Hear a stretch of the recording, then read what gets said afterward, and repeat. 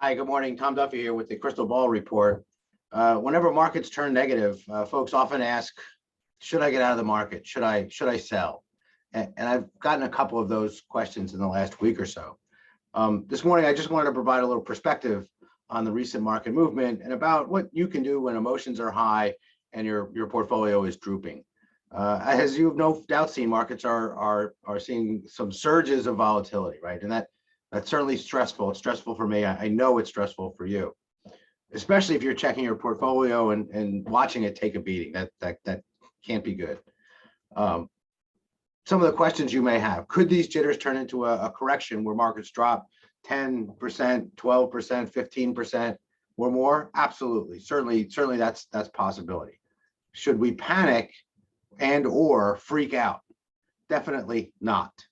As I said, this is stressful. I understand that. I don't want to discount that feeling, but I don't think this is any time for panic. Here's a couple reasons why. Volatility and corrections in the face of bad headlines are normal, and they occur fairly frequently. So my friends at SEI have provided us with what I think is an excellent frame of reference. I'm going to show you the piece that they sent over to me. If I can get this to come up, here we go. Right, so they did some research. I'm not going to read the whole thing, and I'll certainly send it to you if you want the whole piece. It's only a page. But what I want to point out is over here, Exhibit 1. I'm just looking here a little to the left. Corrections are common, and actually more common than we think.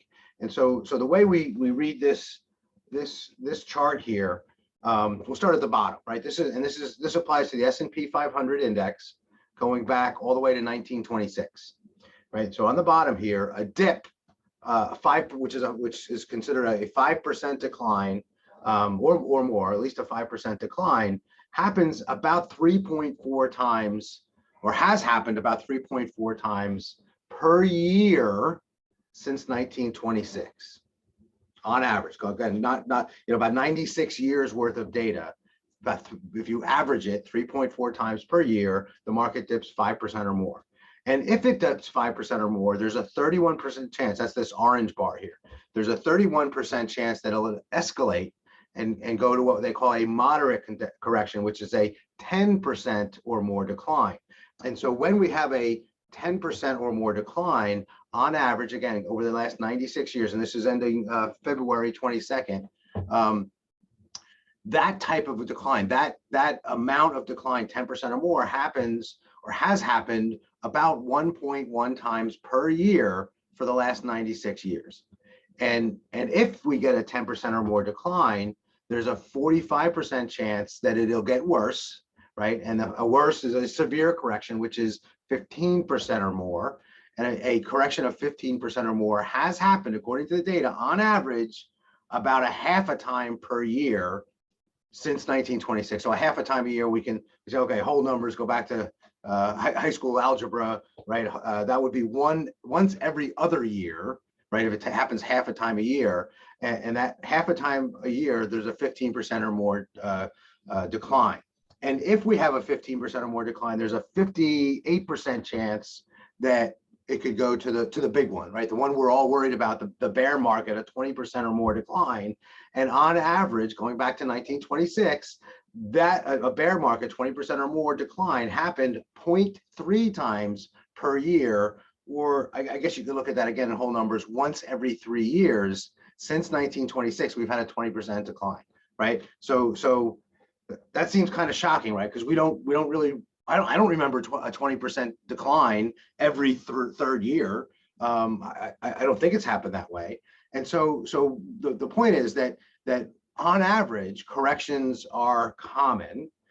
But what's I think more important here is Exhibit 2, and this is the recovery time, right? I like to say I can drink like I could when I was younger. I just can't recover like I could when I was younger. And so I think the market is very similar to that, in that when we see a peak to trough decline of between 10 and 20%, right? So that, going back to that's a moderate correction or worse, right? When there's a peak to trough, so high to low, of a 10 to 20%, it takes on average, and this goes back to 1966, this data, it takes 4.4 months, not years, months to recover to get back to where it was. And if we have a peak to trough decline of between 20 and 30%, it takes about 5.5 months, not years, months to get back to where we were. And if we have a big one, right, the greater than 30% decline, it takes about 3 years, right, 37.2 months. So it's these really big ones that take a really long time to recover from, right? And if we just lump them all together and average them all together, any type of decline on average takes about a year, right, 11.6 months to get back to where we were. And so I think this is important to keep in mind as a frame of reference to say, okay, yes, certainly we're in a situation now where the market has declined, and I did a little rough math here that I just want to call to your attention here. So let's see, where did I get my notes here? So the S&P 500 was at 4766 on December 31st, 2021, right? So a couple months ago, and we can call that the most recent peak, right? 4766. As of last night, which was March 14th, the S&P was at 4173, right? That and we could say that's the current trough. It was actually 4171, I think, a couple of days ago. But let's just call 4173 the current trough, right?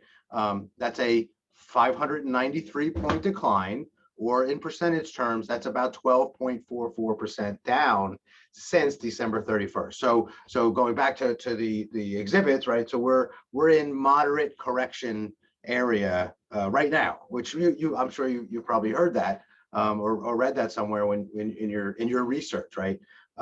So again, a 10% or more decline happens once per year, roughly once per year. And there's a 45% chance that it'll get worse. Okay, so again, frame of reference. I don't know that it will.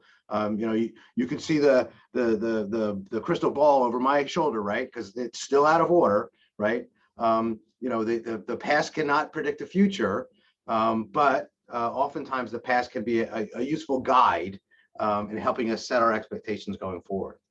And so now I can certainly see you asking me, well, Tom, why don't I just get out now and wait? And when the market gets back in, I'll jump back in, right?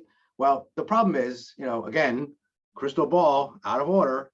If it were that easy, we'd all just buy lottery tickets, right? None of us can predict the future. And as I point out in Exhibit 2 on the little sheet we just looked at, that recovery could happen quickly. Right. And we may not necessarily know that we hit bottom. I had that question yesterday from somebody. Well, how do we know who decides we've hit bottom? Well, actually, hindsight is what tells us that we hit bottom. Right. We can't tell that until after the fact. Right. So I wanted to end with a couple thoughts. Number one, bad headlines sell. Right. That's the business model. Without death and disaster, as headlines, media as a for-profit enterprise, it just wouldn't work, right? They've got to have doom and gloom headlines all the time so that we pay attention, right? The advertisers are paying for that. Remember the business model there. The reality behind many of these headlines is typically much more complex. And I don't think market movements should the reported market movements and the way they're reported, I don't think we should accept those just at face value, considering that the business model is designed to get us to pay attention so that we stay for the advertisement that's coming up. Number two, and I think this actually may be more important than number one. For many of you, almost all of you, your portfolio includes only a percentage of equities. I'm going to say that again. Your portfolio includes only a percentage of equities.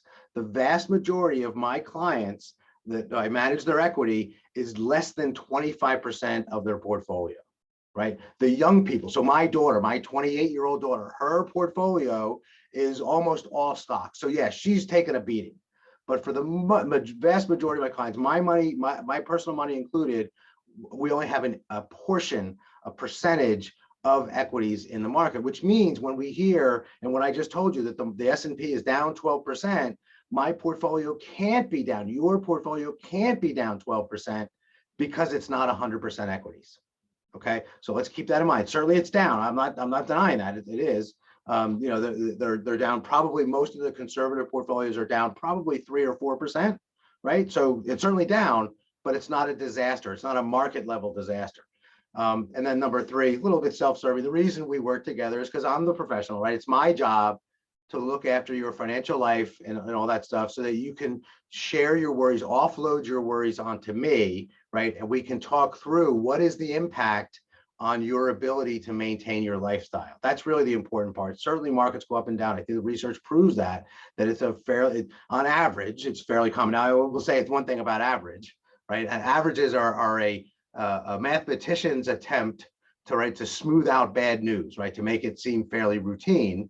And but except when it happens, it hurts like hell, right? And that's exactly where we are right now. Is that acute pain that we're all feeling. I'm going to close with it. If you have a question about what's going on in the markets or how that affects you, please use the form that's attached or below the video here. I'll respond personally. We'll have a conversation. We'll see how this really impacts you. I'll do my best to try to, calm your fears a little bit. We'll actually look at your portfolio and we can see how bad it is being affected by the current market. Okay. Couple of disclosures. SEI, I mentioned, sent this piece over. If you want a copy of the piece, again, send that in your note that you want a copy of this, and I'll email it to you. So you can read the whole thing if you like. But SEI is one of the custodians that I use for client accounts. And many of you use TD Ameritrade. SEI is one of the newer custodians that I use. They manage billions of dollars for their clients. They've graciously shared this piece with me. I'm confident the information in the commentary is accurate and presented correctly, but I have no control. I mean, they use Ned Davis Research. I've actually met those folks years ago.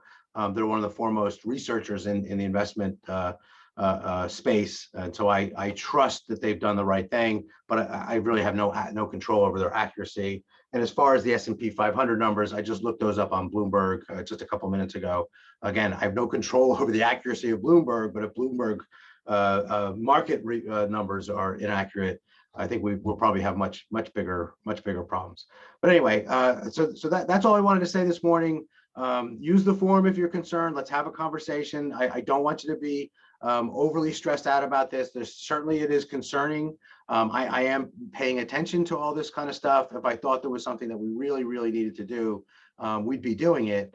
But please feel free, use the form, contact me. We'll have a conversation. I'd love to hear from you. Anyway, that's all I have for today. But thanks very much for your attention. We'll talk soon.